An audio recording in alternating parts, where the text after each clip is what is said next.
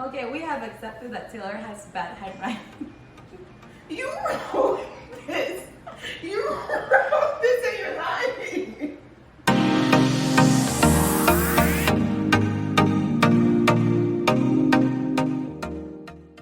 Hi guys!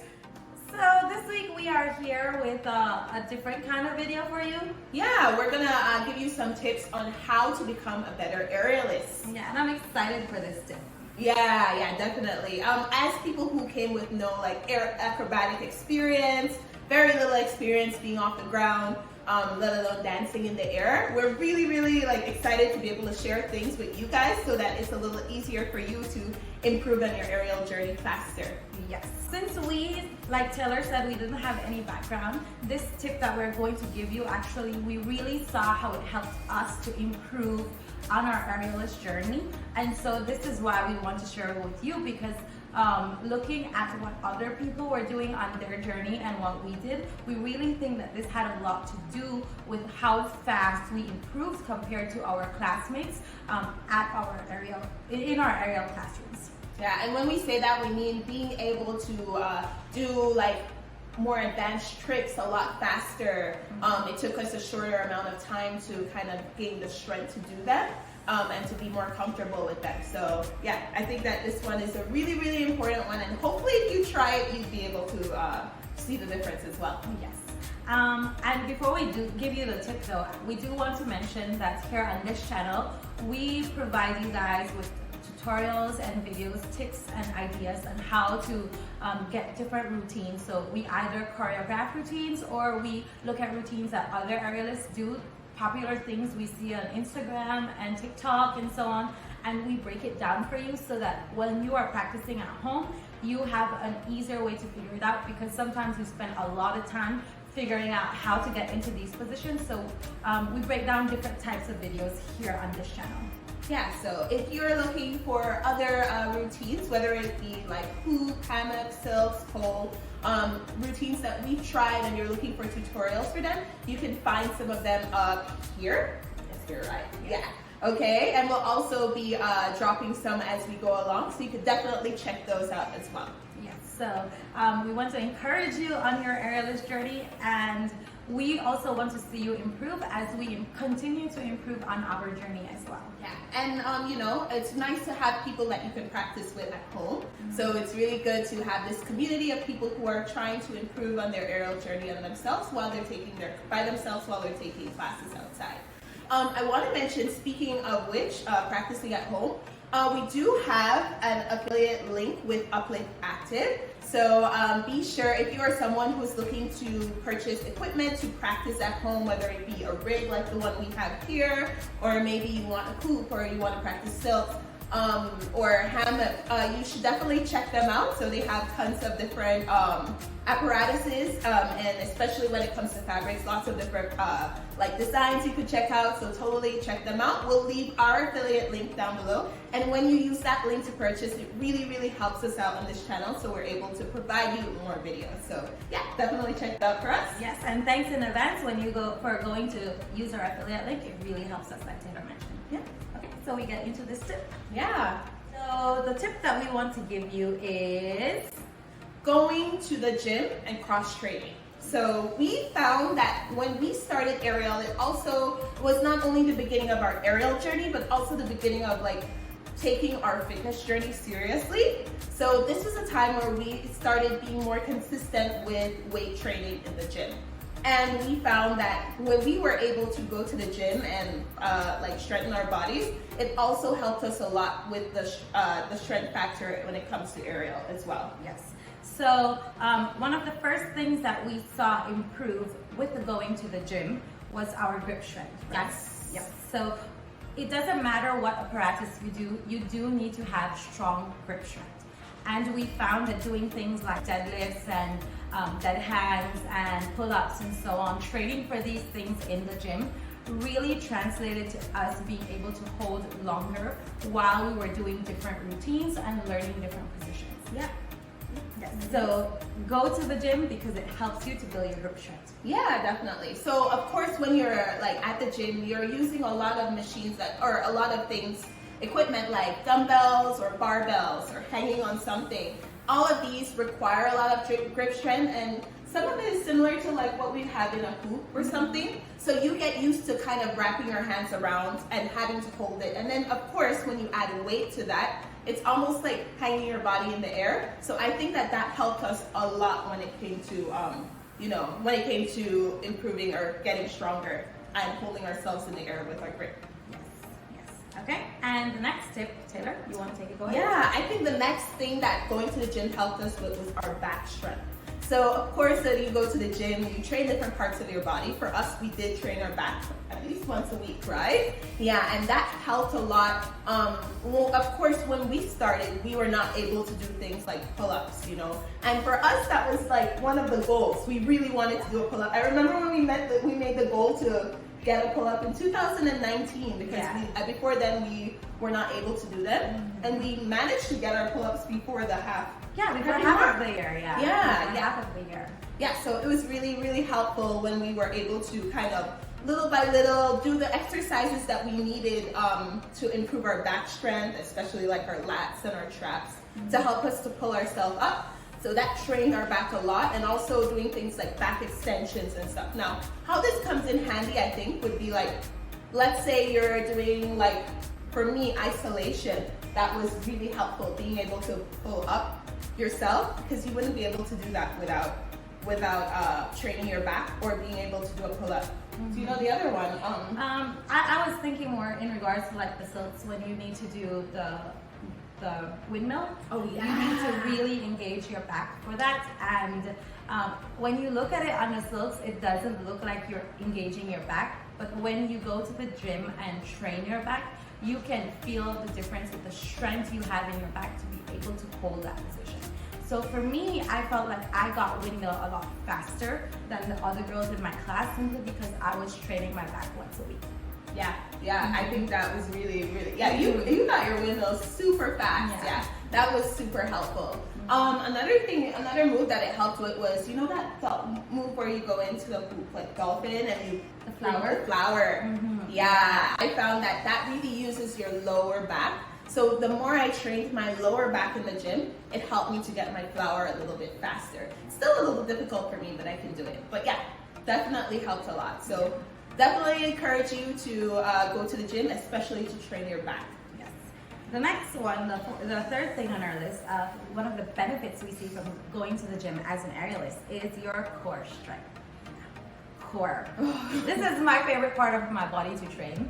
I don't know why, but I really enjoy training core. And I remember we used to go to the gym in the mornings and we would train core together, and it was fun. It was a lot of fun, And we laughed a lot, but it was also very challenging. Yeah. It was very, very challenging. But we also found that when we went to class and we would do the warm-ups with our teacher, who has a very, very strong core, then we were better able to keep up with it, because we would do these exercises that would also train our core outside of the classroom. Yeah, I remember we would go to classes, we'd kind of see what our teacher would be doing, and we're like, okay, this is what we need to do when we go to the gym as well. Or, okay, our core exercises in class are getting harder, so we should spend a little more time on core at the gym as well. So they definitely transferred pretty well. Yeah, and core is so important for things like a lot of silts and a lot of pole things. So I feel like holding these positions for a long time requires a lot of core strength, and training your core in the gym apart from just training it in class will definitely help you to build the strength that you need. Yeah, for sure. Definitely, like for things like the flare, you need your legs, but you also need your core to be able to bring your lower body up. Your straddle, as we mentioned before, we have a video where we talked a little bit about how we can improve our straddle and using your core and your back together. So you can check that out up there. But yes, definitely another thing that you use your core a lot for. So definitely train core. And I think core is one of those things that you can train both in the gym and outside of the gym. So if you don't take any advice from us here, definitely just spend some time on your core. Yes. Even if you do it at home, it's going to be helpful. One of the other things I think core helps a lot with is the different silts roll-ups. So anything you need to roll up on silts. I remember one time I was training here at home, and I was telling Taylor, I'm engaging some part of my body. I don't know what it is. And then the next day I'm like, Taylor, my core, it's so sore. And she said, it's that roll up you were doing. And I realized, yeah, it was definitely the roll up. Yeah. Things like skin the cat as well takes a lot of core, like bringing your body backwards. And all of these help with like getting on the top bar for a hoop. And even in pole, you know, straddling, your shoulder mount. Yeah. You need it for everything, really. Core is very, very important. Yeah. So Yeah. definitely one of the more important reasons why an aerialist should train outside of the aerial classroom. Yeah. Okay, the next thing on our list is progressive overload. Yeah. So of course, progressive overload is like when you take, you know, an exercise and you do it at a way that's challenging for you until it's not challenging anymore, and then you add more, maybe up the intensity either by reps, by weights, by sets, something like that. So it's just kind of taking exercises and becoming better at it little by little. And we found that, of course, in aerial, you do that. And when you're able to do that in the gym at the same time, it's super helpful. Yes. So it's also a mental thing, right? If you can do an exercise, because I don't know about you, but for me, I feel like going to the gym is definitely easier than doing aerial. Oh, right? by far.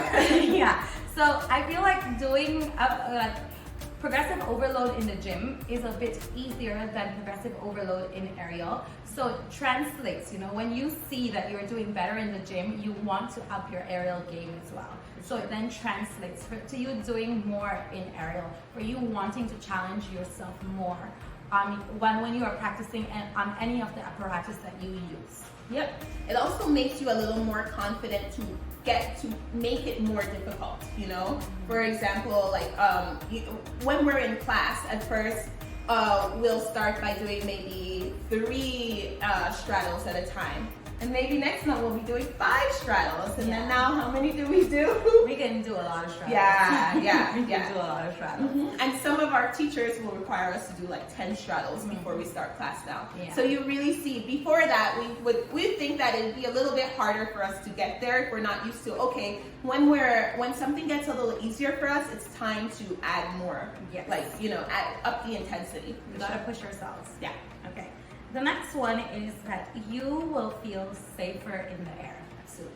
Yes. Yeah. I think this is especially important for you who is afraid of, you're afraid of heights. Yeah, I'm terribly afraid of heights. To the point that, like, the first class that I went to, we were doing aerial yoga, and I was on the hammock, and I found it very difficult for me to like even step on the hammock and stand on it. I was so scared of heights. I still am. I mean, like, Karina sees me change the apparatuses up here, and I'm still shaking. But the fact that, you know, I know now that I can hold myself in the air if something were to happen, like if my feet were to fail me, I can still hang on. That has made me feel a lot safer, and has given me courage to try tricks, because I know that I have myself. I can hold. I'm strong enough to carry myself. Okay, the next one is that you'll definitely improve faster, and I think that this has to do with the strength. So a lot of the moves that you get to do as you advance in your aerial journey require a bit more strength. So as you gain strength, you build, you'll kind of improve faster. It'll be easier for you to do the movements because you can kind of move more smoothly. And you have the strength to do different things, get into different positions, and hold your body in the air when it's required for you to get into different positions. Yeah. So definitely, you'll see yourself improve a lot faster. Yeah. Okay, the next one is that you will look smoother, and it goes hand in hand with the strength one that we just talked about, because you know, a lot of times you see people do things and it looks a bit clumsy, right? But when you have the strength to hold your body in that position for some time, you can manage to add grace to your routines. And I think for a lot of aerialists, or people who have never done aerial before and they start practicing aerial, this is where it really differentiates someone who can look graceful versus someone who can just get themselves in and out of positions, right?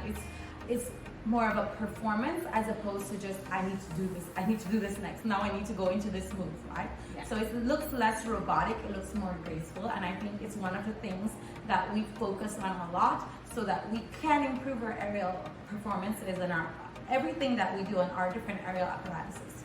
The next one is very, very important. Yes. Taylor mentioned a bit about it before, but we want to talk about it again. Yes, definitely building confidence.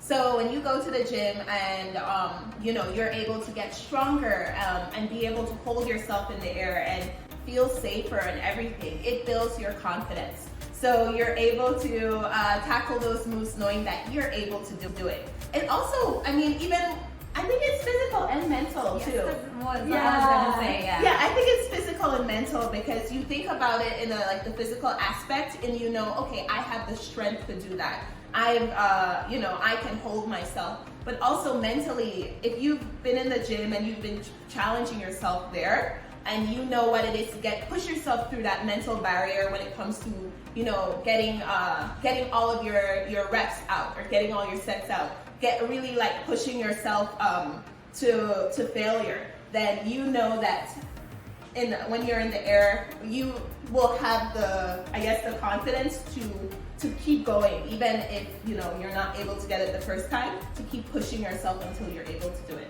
Yeah, it's like, they say the more you do hard things, the easier it is for you to do hard things. It's just like that. So you do hard things in the gym and you build some confidence there, and then when you get on whatever apparatus it is that you're passionate about, you do hard things there and you continue developing confidence. Yeah, definitely. And like for me, I always, like Karina mentioned, it is harder to do aerial than go to the gym. I think that because I always after a while felt confident in the gym to do certain things, when I hit a mental block in an aerial class where it was taking me forever to get a routine, I would mentally try to break it down okay, well, if you were in the gym doing this right now, you would push yourself to do it. So you need to keep trying. So even when I wanted to give up in my classes, I would do that. So okay, the next thing on our list is meet people that you can introduce to aerial. Yeah, this is very important actually, because our community is growing and the aerial is becoming more popular, more accepted. It's becoming more accepted people internationally as a form of fitness, and exercise. And I am all about helping women, we are both about helping women develop confidence and build themselves up. And a lot of times, people go to the gym and they are happy with it, but it doesn't give them that satisfaction. And so adding aerial to that really will help to add more to their life and develop confidence, and they'll experience all these benefits that we're talking about, Yeah. So you'll be able to meet people at the gym who you can talk to about aerial and tell them about it and how awesome it is, and then hopefully get them to try it out as well. Yeah, because it's such a fun way for you to express yourself while getting stronger and becoming more confident at the same time. So sure. Yeah. Yes. Help to develop women and men, because some men do it as well all over everyone. the world. Everyone. Yeah, everyone. The next thing that is very, very important is applying discipline in another area of your life, right? So I don't know about for you guys, but for us, how it works here where we are, or at least when we go to class, we buy per class, right? We pay a certain amount of points per class. However, when you buy a gym membership, right, you pay maybe per month. And that way, it's a lot easier for you to just say, okay, well, I'm not going to go to the gym today. But if you can push yourself to go to the gym whenever you decide would be your gym training days, you are developing a mindset of discipline, right? You're doing something even when you don't want to do it. And that translates over to aerial as well. So even when you don't want to do that drop, you'll push yourself so that you can do the drop. Yeah. And so on, right? So you will be developing discipline, and that's a very important thing to have in every area of your life. The drop person, the drop one really speaks to me. It's so true. Okay, and the extra bonus tip, Taylor? Cross training. So of course, whenever you're doing any sport, usually they say that a really good way for you to actively recover would be through cross training. So you're not using the same muscles at the same time. So I think we both found that with aerial, like if we were, for example, to do silks one day and we have like our leg day the next day, we're not using the same muscles, so we can give like one set of muscles a break while we use the other ones, you know, and get the other ones stronger, and vice versa. So cross training is really important in any sport, including aerial. So you'll find that, like, you know, you're able to complement your aerial schedule with your gym schedule. And another thing that Taylor had pointed out to me was that, you know, a lot of times when we were doing aerial, we end up like bruised, and, you know, we hit different parts of our bodies and so on. So giving that part of your body a rest so you can recover, and then focusing on something else, like what she said, you know, cross training, is very important, so your body has time to recover before you go and try that same move that hurt you again, or try something else. Exactly. This is why I think we say that aerial is so much harder than going to the gym, because we don't get bruised at the gym. Yeah. But we can get sore from aerial, just like we would at the gym. So it's really nice to take a break and still be able to strengthen your body while you're letting like bruises and stuff, maybe burns. You know, the burns. Burns are terrible. You know, letting those recover as well. And I think cross training doesn't only need to be like the gym. You know, doing things like hiking, swimming, you know, going running. That's Karina's favorite one, running. These are all really nice ways to cross train as well, both like inside and outside of the gym. Yes. So let us know what you think.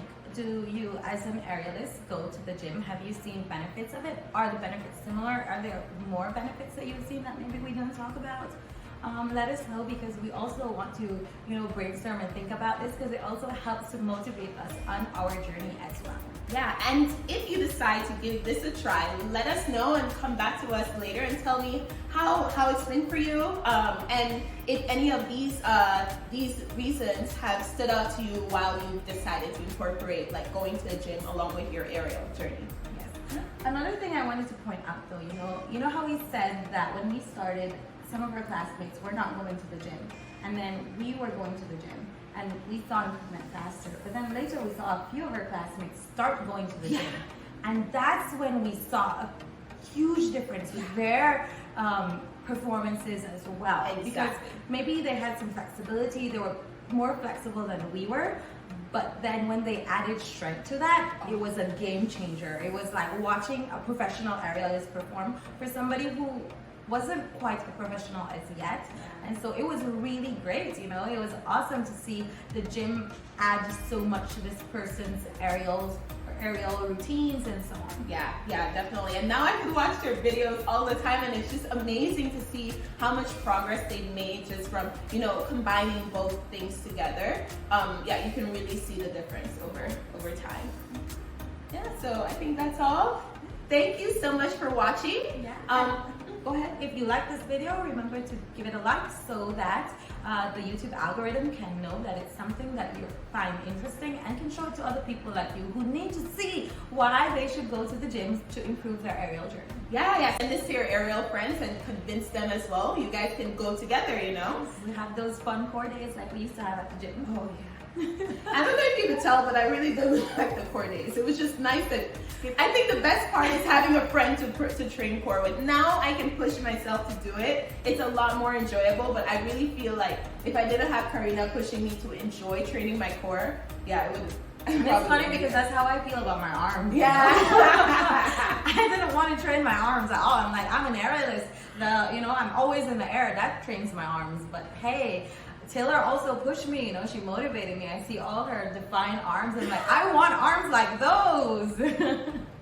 Yeah, so definitely you can take your aerial buddy and make them your gym buddy as well. Yeah, let us know how that goes. Also, let us know if you enjoy videos like this where we share little tips that have helped us, outside of, the tutorials, other things in our life that help us with our aerial journey or our fitness journey as well. Yes, until next